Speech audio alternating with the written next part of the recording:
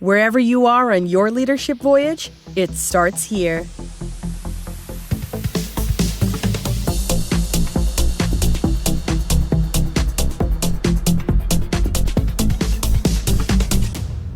Welcome, everyone, to Season 3 of Leadership Voyage, the podcast dedicated to your pursuit of becoming a great leader. I'm your host, Jason Wick, and I'm very happy to be back for the third season. We took a few months off after 2023's episodes, and we are going to get off to a strong start here today. Before we get right into our guest, who is Terrance Lee. It's the second time Terrance has been on the podcast. Before we get into all that stuff, let's talk about the housekeeping for those of you who might be new. The show is Leadership Voyage. The website is leadership.voyage. You can email me anytime you like. startyourvoyage@gmail.com. Feedback on the show, ideas for episodes, questions, comments, any of the above. Do not hesitate to reach out. I'm happy to hear from you. This show has been around now since 2022, and we've talked to several leaders out there in the world about a variety of topics. And today we are going to get back to Terrance Lee, who's known as the Introvert Leader. But today we're going to talk about something primarily that applies to more than just introverts with Terrance. We're going to talk about his new book and all that stuff, but we're going to be talking about leading with poise.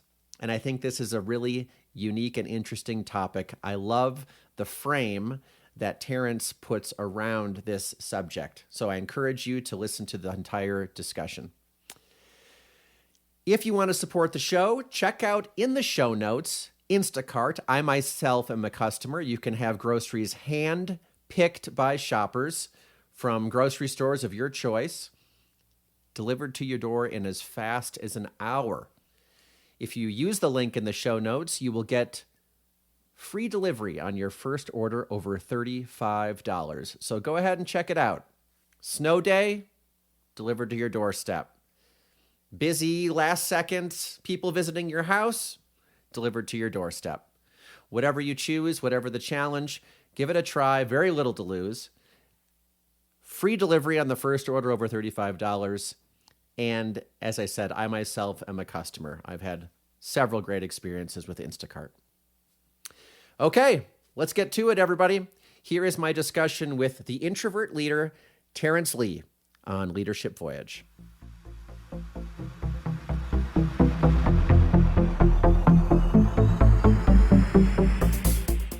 All right, everybody. We are here to start season 3 on Leadership Voyage, and I'm so happy to have everybody back again in 2024. I am joined by Terrance Lee for the second time. Terrance, it's great to see you again. Thanks. I appreciate you having me on. Excited Absolutely. to be here. Yeah, thank you.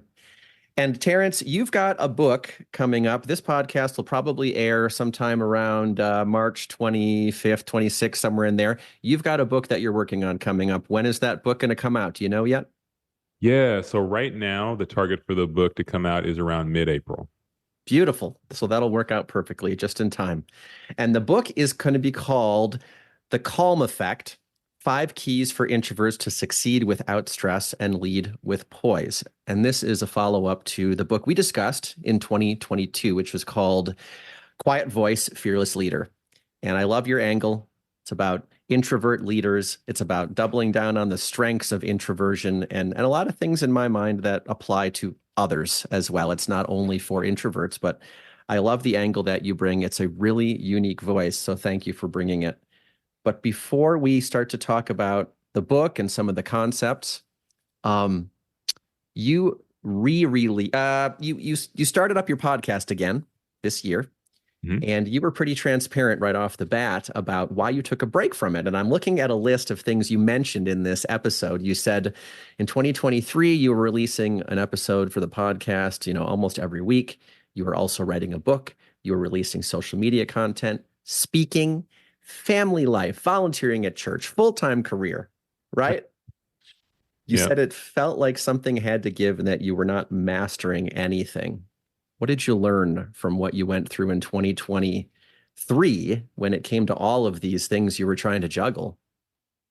Great question. Great question. So, yeah, I mean, you got the list right. I mean, there were so many different things that I was trying to juggle at the time. And I think that what I learned was, just like what you were kind of hitting on, right, in terms of not mastering anything. I think that sometimes in life, we can be trying to put our eggs in so many different baskets and trying to do so many things that we don't really feel like we're getting ahead in any of them. And that's how I began to feel. And, ultimately, I think that that can lead to overwhelm, right? It can lead to overwhelm. It can lead to burnout. And the podcast was doing well at the time. Had definitely, grown the listener base and was talking to fellow introverts and was awesome to do. But ultimately, it just, was the right thing at the time to make that decision to take a break. And it really was freeing in a lot of ways. But I also was able to refocus. And then when I brought the podcast back recently, I really felt just more re-energized with it now. So, yeah, I'm actually glad that I took a break for a while.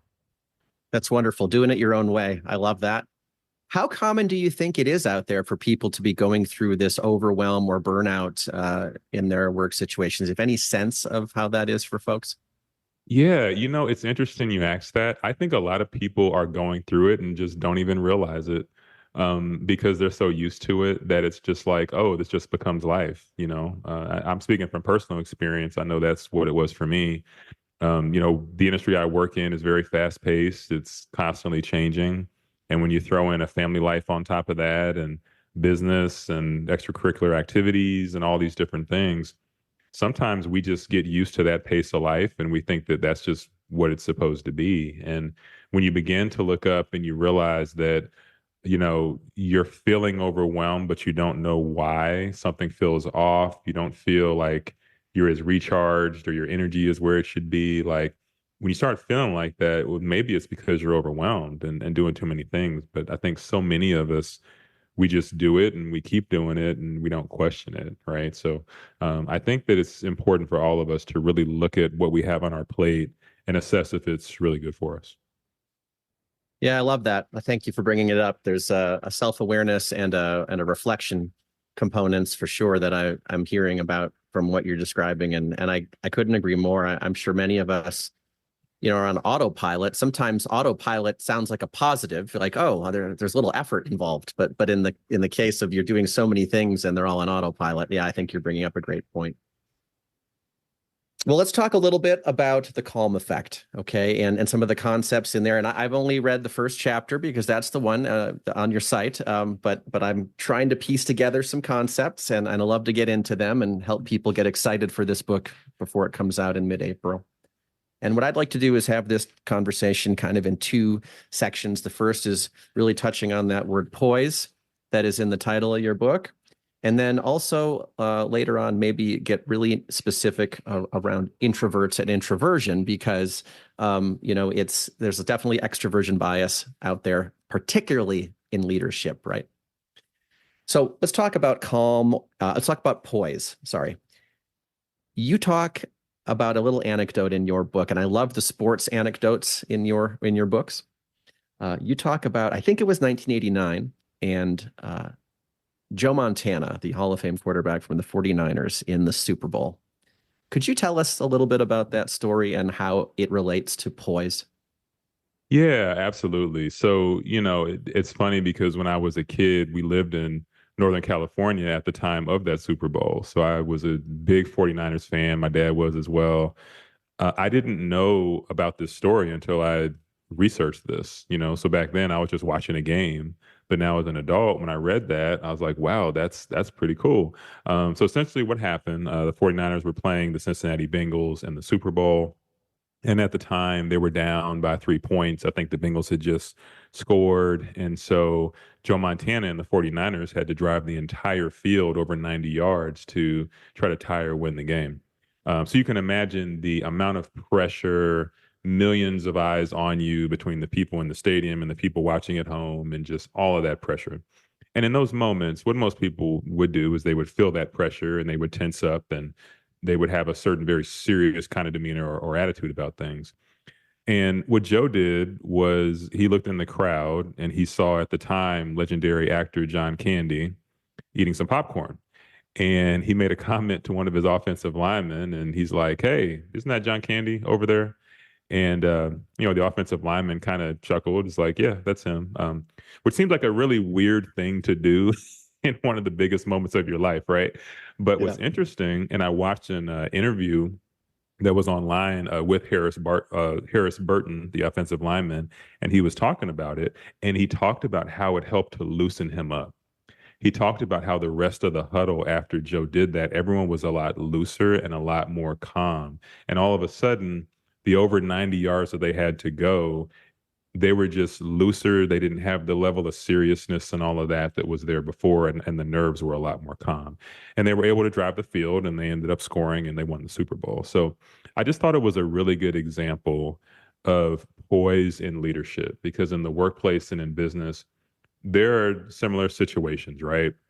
There are deadlines that are tight. There are things that go wrong and you have to fix it. There are conflicts that happen with coworkers. And as a leader, how are you going to deal with that? There are so many scenarios.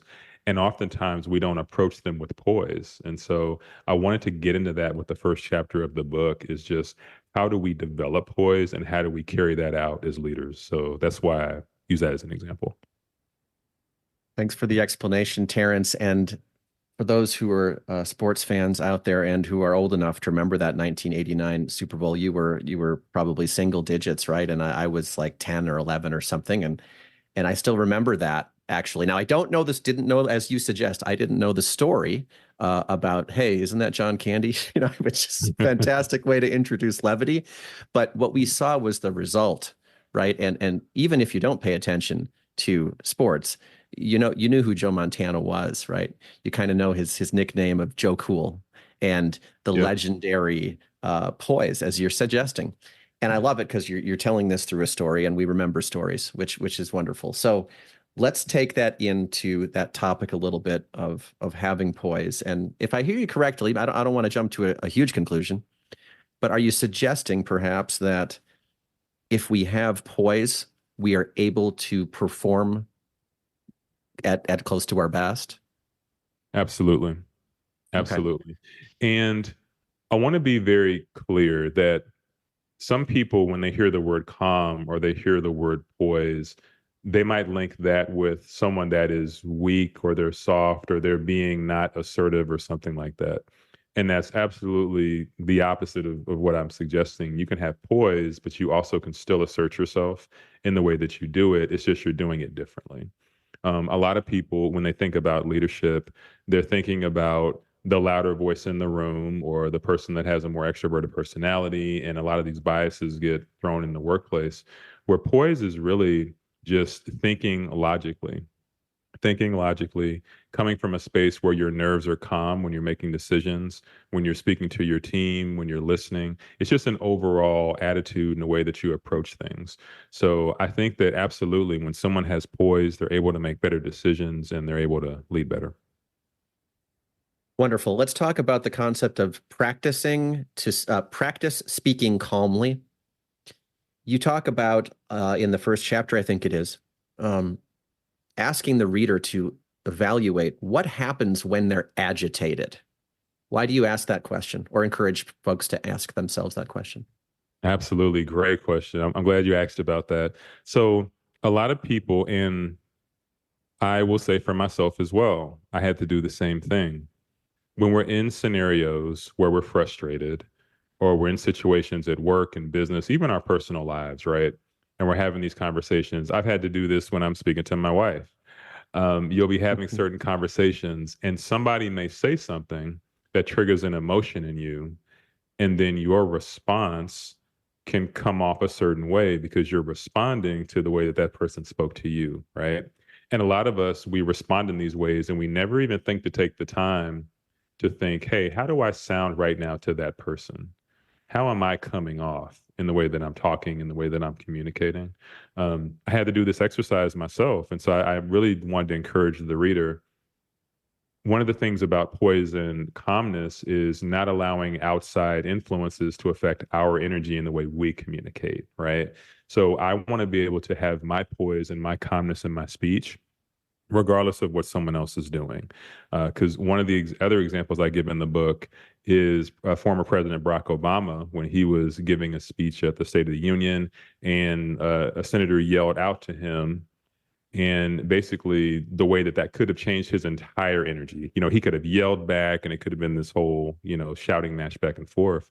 Where really what we need to do is, regardless of how we're being spoken to or what the terms of that is, we keep our level of poise, we keep our speech, and we approach it that way. So it's not to mean that we're being a pushover or we're being soft. It's not that at all. We're actually able to keep our control and just remain our poise, regardless of how someone's talking. How can someone improve their self-awareness around something like this? If they maybe have identified that they might think that they're being triggered emotionally by someone in professionally or personally, what's a tactic that somebody could try out? Yeah, absolutely. So listening to yourself and monitoring yourself. It sounds a little weird, but I've actually done this where I'll have a difficult meeting coming up and I'll record the meeting because I want to hear how my tone sounded. I want to hear how that other person's tone sounded, and I want to just listen to the conversation because so much of it is tone. A lot of people think it's the words, but a lot of it is the way that we're saying things. And so, one tactic is to listen to yourself. And that may be recording a conversation on your phone or recording it if you're in a virtual meeting where you can go back and you can listen to, hey, when this person said this thing that I didn't like, how did I respond to that?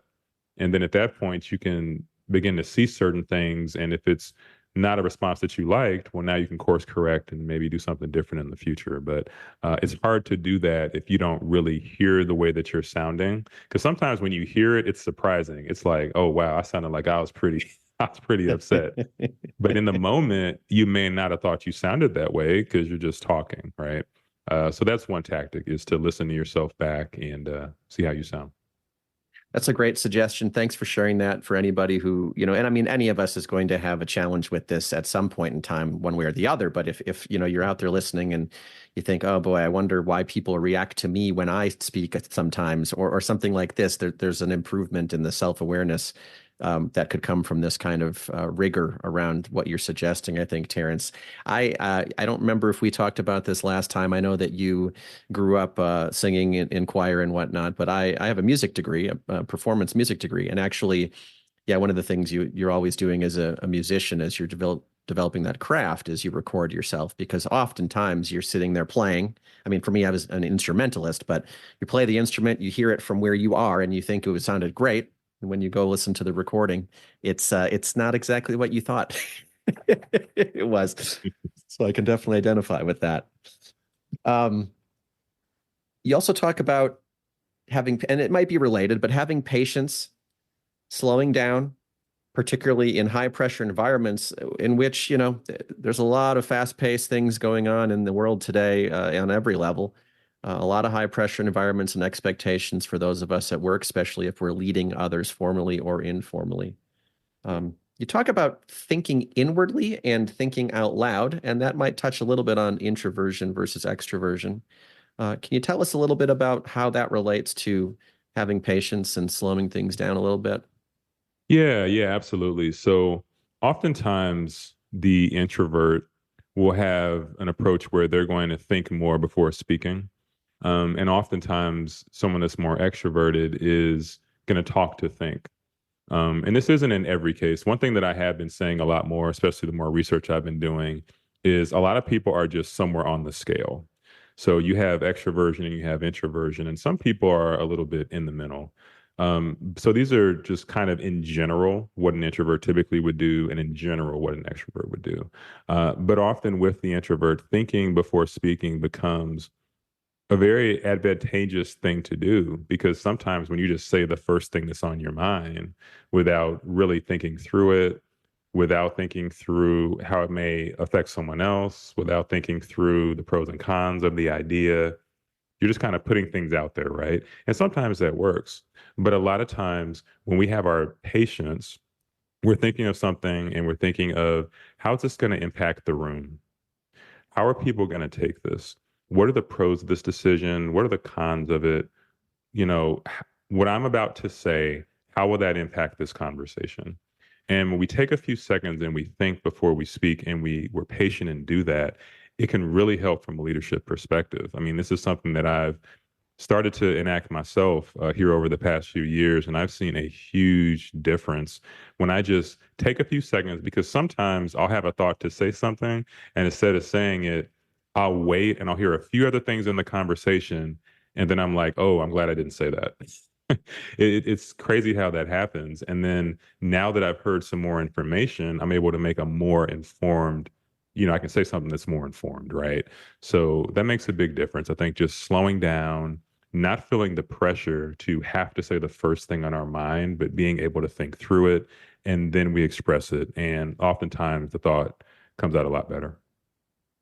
I like that. There are a lot of different angles to what you're bringing up. There's the kind of prototypical introversion versus extroversion piece where we're processing what's going on in our heads. There's the idea that by actually taking that time to think, there's an advantage to what happens in front of us and we might get more information. I love it because it doesn't matter who we are, I think, right now listening, it can help us, this idea. I read something maybe 6-7 years ago, which was this idea of, as if you're a leader, particularly counting to one, which I found like, what? Count to one? And it was like, just by the fact that you counted and took that pause, you created an opportunity for someone else to get in there. It wasn't like, oh my gosh, I have to get in there and speak first, right? And the higher you are in the org chart or the more influence you have over people around you, the more those words do matter and impact other people. So sounds like there's very little to lose in waiting a couple of seconds. What I love here is I think this can relate to the influence that a leader has on the people around them or on their team, because you talk about two leaders in your first chapter of your book. One of them is named Bob, and Bob's team feels like they might get fired. Tell us a little bit about that. So this story and this example is based on real people. This is based on a real experience from a past company I was at. And of course, I didn't use real names in this case, but I lived it. I was on this team, and there was one program manager who was literally the type where when he walked in the room for a meeting, you just didn't know how it was going to go.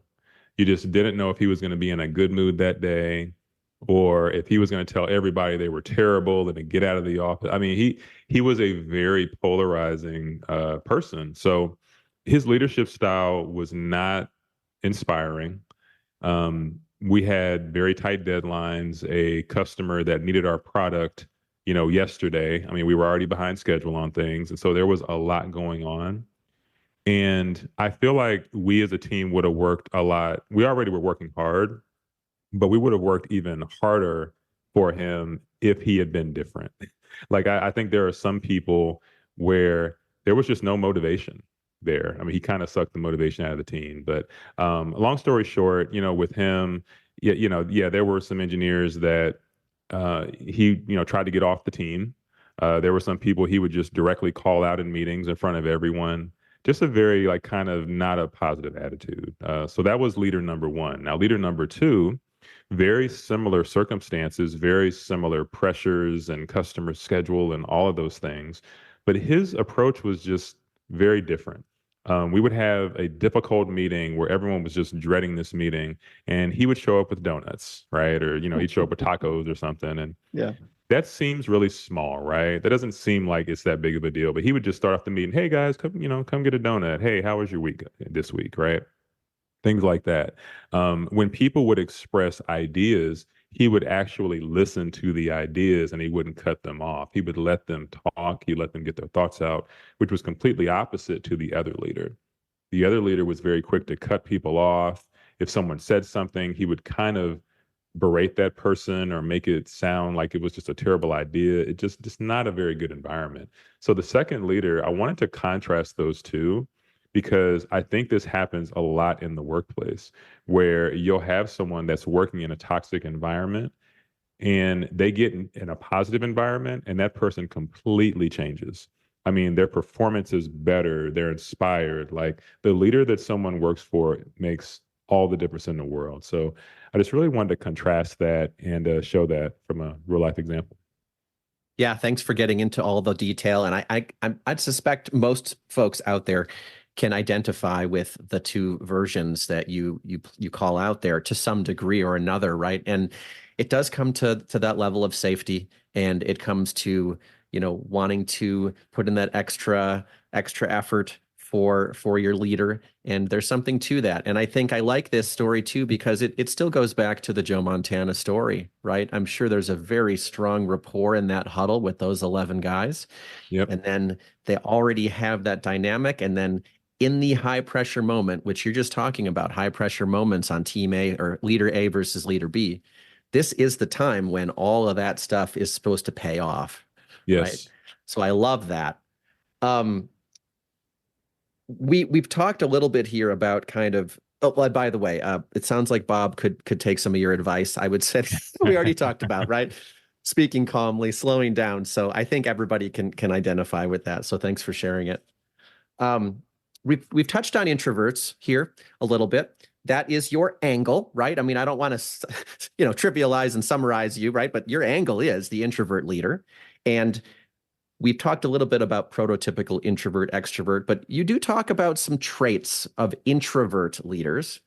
And I'm going to list 5 of them that you've written down. And I'd love for you to tell us why any one of these or a couple of these you think are such important assets in leadership for an introvert.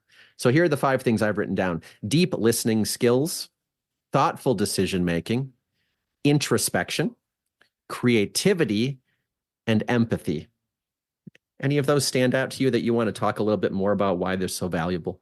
Yeah, absolutely. So I'll pick specifically on 2. So I think the deep thinking is one that is very key. And here's the reality. I mean, introverts can think deeply, extroverts can think deeply as well. So it's not me suggesting that extroverts can't think deeply.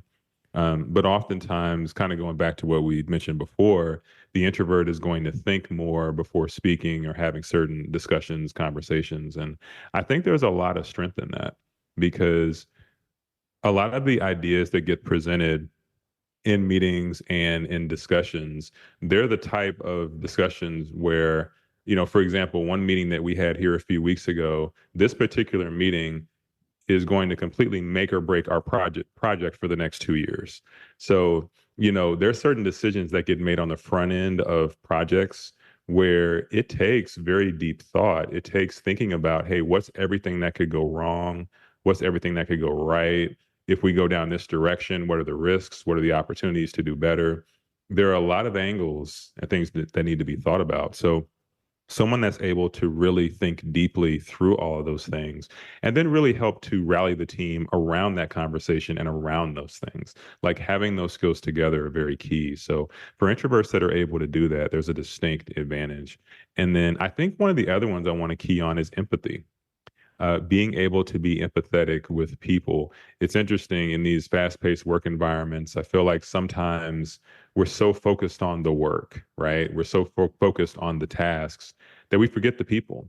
We forget the people that have feelings, the people that are going through different things, the way that we talk to people, the way that we have conversations, the fact that somebody might have completely just bent over backwards for our team. And if we don't just simply tell them thank you, they may not feel appreciated and they might leave.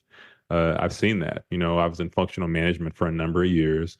And one of the main reasons why people would leave different groups was not feeling appreciated. Most people think it's the pay, right? Most people think it's money, and sometimes it is. But oftentimes it's someone not feeling heard, someone not feeling seen. So I think for introverts that are able to really connect with people and be empathetic, and something as simple as knowing that you need to tell a person thank you, or knowing that somebody's going through a difficult day right now. So maybe today's not the day to have that tough discussion.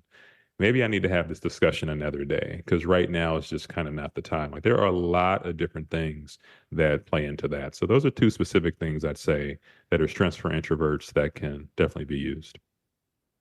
Yeah, thank you. Thoughtful decision making, empathy, really 2 great things to key in on there. So thanks for diving into those a little bit, Terrance. Speaking of thoughtful decision making, taking time. You referenced earlier, leader B, the positive version of the leader, not Bob. How they listened. For example, you mentioned that introverts, quite often will enjoy deep conversation. From a leadership point of view, how do you think that's a benefit or a detriment, actually, that they thrive, generally speaking, with deep conversation? Yeah. So I think that there's deep conversation, and then there's what we would call as introverts small talk that can happen. I think that deep conversation is needed at times. Now, I will say this on the flip side of that, to answer both sides of the question, there are some times where you just have to kind of get to what the root of the problem is and have a quick decision and move forward, right? So deep conversation is good to be able to have, but it's also has to be balanced with sometimes when there's a shorter timeline and decision has to be made, you need to be able to just kind of have the quick conversation as well, right? So being able to balance both of those things, I think, is very important. But ultimately, people can tell, I think, when you're really in tune and really listening to them. And when they can tell that, you're able to have a deeper, more than just surface level conversation with them. And that's the kind of thing that builds trust. And I think that's where the introvert oftentimes is in a unique position, because if you can connect with somebody and get them to trust you, then you can be an effective leader, because now you have someone that's really going to work with you and want to work with you, right?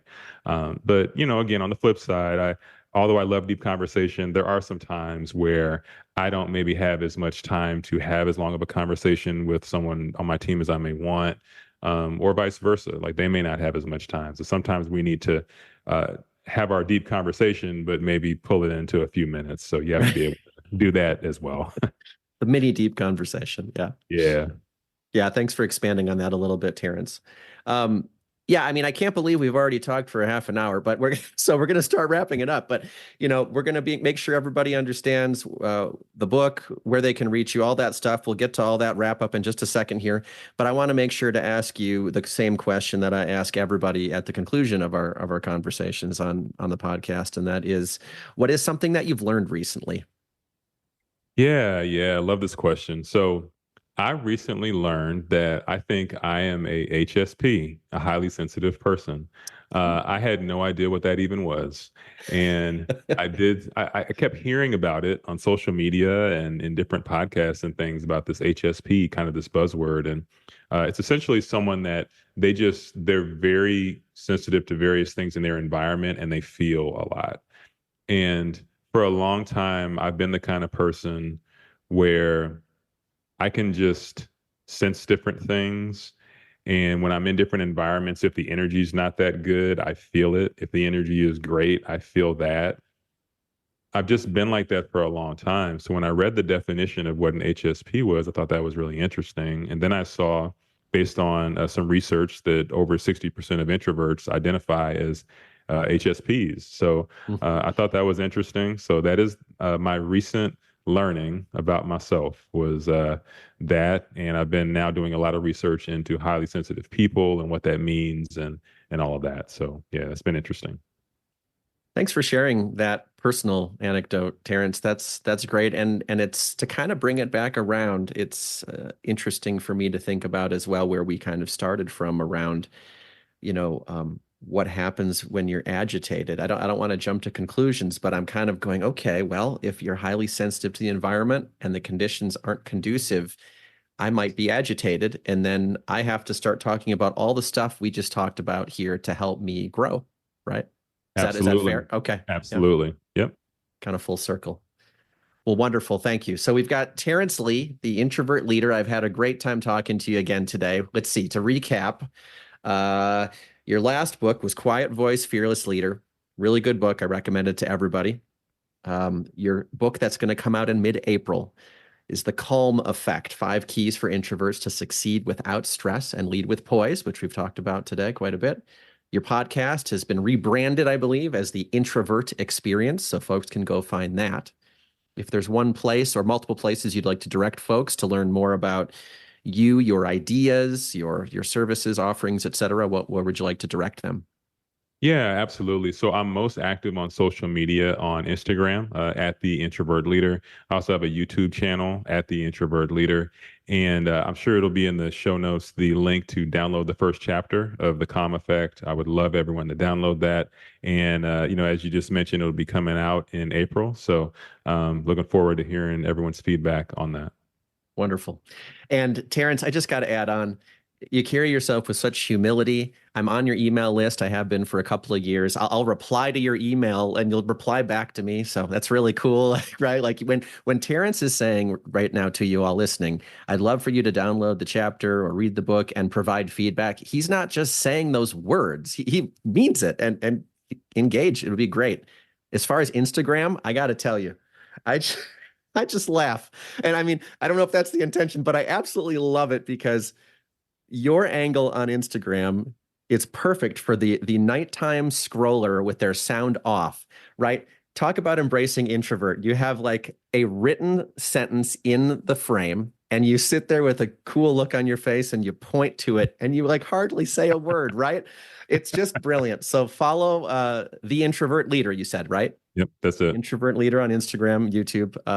Definitely take a minute and find Terrance, everybody. So Terrance, again, great to talk to you for the second time. My pleasure, and have a great rest of your day. Appreciate it. You too. This has been awesome.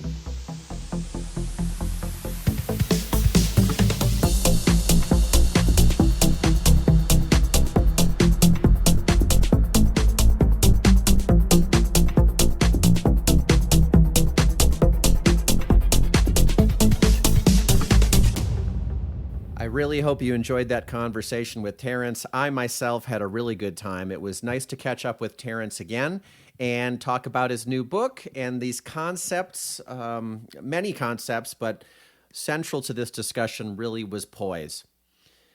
Before I get to the quick summary of the show notes, that discussion with Terrance, just a reminder, if you're looking for a great grocery delivery and want to support the show, check out the link in the show notes for Instacart. Check out the show's website, leadership.voyage. You've already found us, but you can find us on any place where you find podcasts. And I want to encourage you, go ahead and email me, Jason Wick, at startyourvoyage@gmail.com. I would love to hear from you and start building the community even more. So I want to encourage you to do that this season. Terrance and I talked a little bit at the beginning about his personal life last year in 2023, doing too many things at once, which can lead to becoming a master of nothing, can lead to overwhelm. And some folks are on autopilot this way. They're not really evaluating what's going on, and it just becomes normal. We talked about poise, and the great story here was Joe Montana in the 1989 Super Bowl. Poise enables high performance. Don't perceive it as weakness or lack of assertiveness. Speaking calmly, how do we get there? Well, first, be aware of your emotional triggers. The tone in your communication matters. Try to reduce the impact of outside influences on the presence that you bring. And you can listen to yourself or monitor yourself. You can record yourself in meetings to see how you're sounding when you have certain responses. Try to have patience and slow down. There are different ways to process information, right? There's thinking inwardly versus thinking out loud. And that quite often is correlated with introverts versus extroverts. But regardless, don't feel the pressure to say the first thing that comes to your mind. There can be a lot of value in leaving that space. When talking specifically about introverted leaders, we talked about several traits. Some of the strengths that Terrance called out were deep thinking, the strength in evaluation on the front end of something, empathy, remembering the people, showing appreciation to those, not just focusing on the work to be done, and having this enjoyment for deep conversation. Context does matter. Sometimes a quick decision is necessary, but the advantage of having deep conversation, and introvert leaders tend to be good at this. When I asked Terrance what has he learned recently, he brought up highly sensitive people. And this is someone who's very sensitive to their environment and feel things very deeply. And over 60% of introverts identify as HSPs. We then kind of brought the conversation all the way back around to say that a highly sensitive person who might be affected by the environment could then more easily perhaps have this get in the way of them showing poise. So those are your show notes for my discussion with Terrance Lee. Thank you all for listening, and everybody take care.